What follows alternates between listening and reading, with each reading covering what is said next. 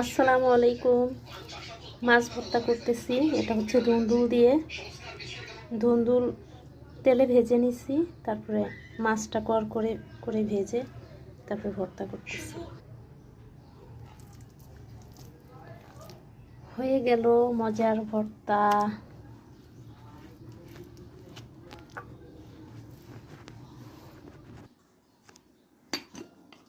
গরম গরম ভাত।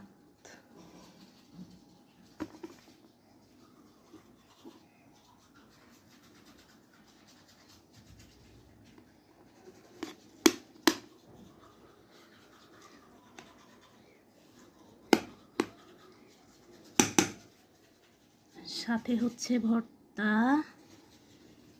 এটা চিংড়ি মাছ দিয়ে ধুন্দুল তরকারি। আর এটা তো ধুন্দুল দিয়ে কি মাছ, আমি এই মাছের নামও জানি না। এই ছিল আজকে।